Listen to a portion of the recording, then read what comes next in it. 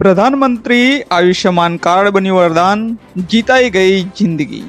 મુખ્યમંત્રી રાહત નિધિ ફંડ અને પ્રધાનમંત્રી આયુષ્યમાન કાર્ડ હેઠળ છોટાઉદેપુર જિલ્લાના ગરીબ ખેડૂતના પુત્રનું સફળ કિડની ટ્રાન્સપ્લાન્ટની વાત આ ખાસ તેના ખાસ અહેવાલમાં। હું છું સંજયસિંહ રાણા, જોડાઈ ચૂક્યા છો આપ ટીમ જાગૃત સાથે।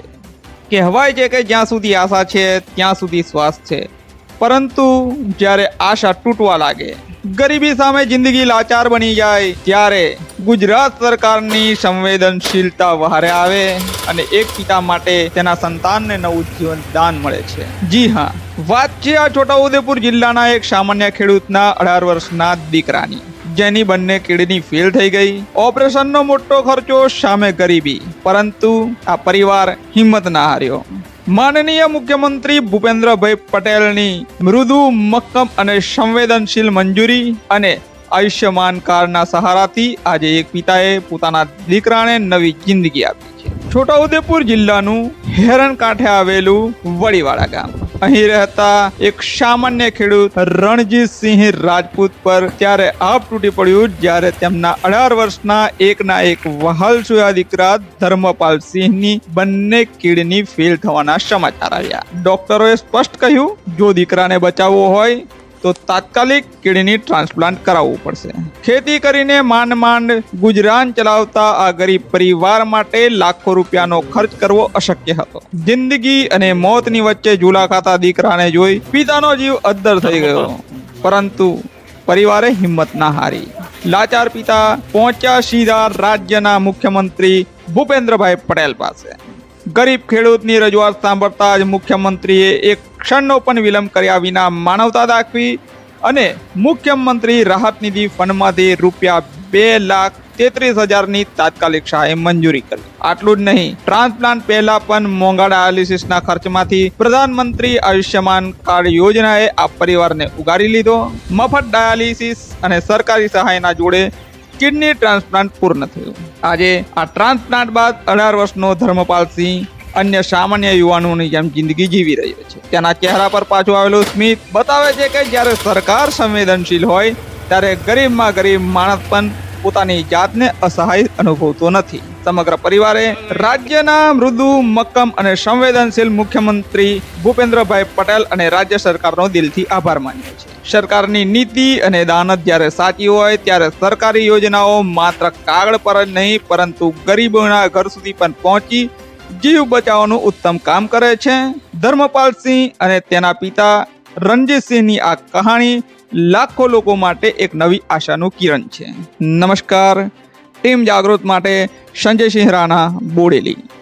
ડભોઈ સર્વાયરમાં આઈટીઆઈ કરતો હતો, તો એમાં અચાનક મને પ્રોબ્લેમ આવ્યો કિડનીનો। તો હું ડૉક્ટર પાસે બતાવવા ગયો તો રિપોર્ટ કઢાવ્યો તો મારું ક્રિએટિન 25 હતું।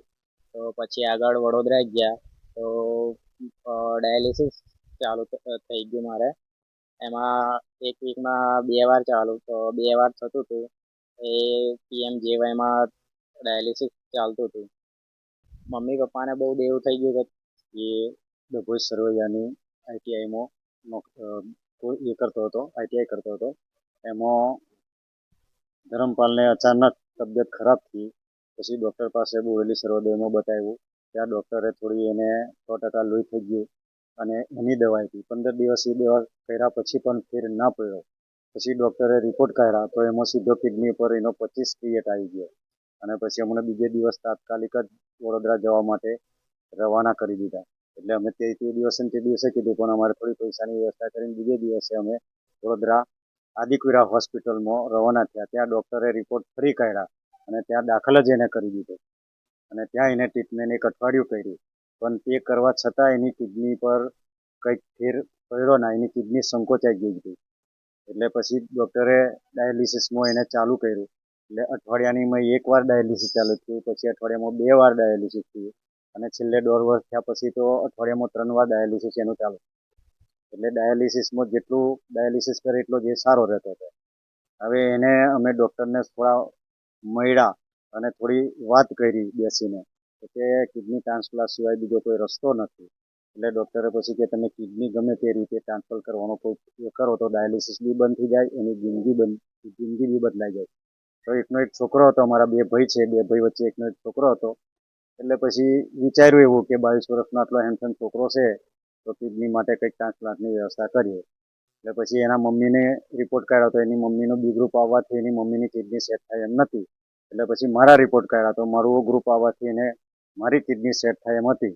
પછી ડૉક્ટરે કીધું કે આગળ જતાં બધા રિપોર્ટો સેટ થાય તો તમારી કિડની ટ્રાન્સપ્લાન્ટ થઈ શકે એમ છે.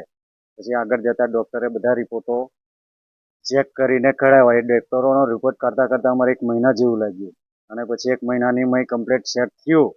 પછી આગળ ઓપરેશનની તારીખ નક્કી કરી.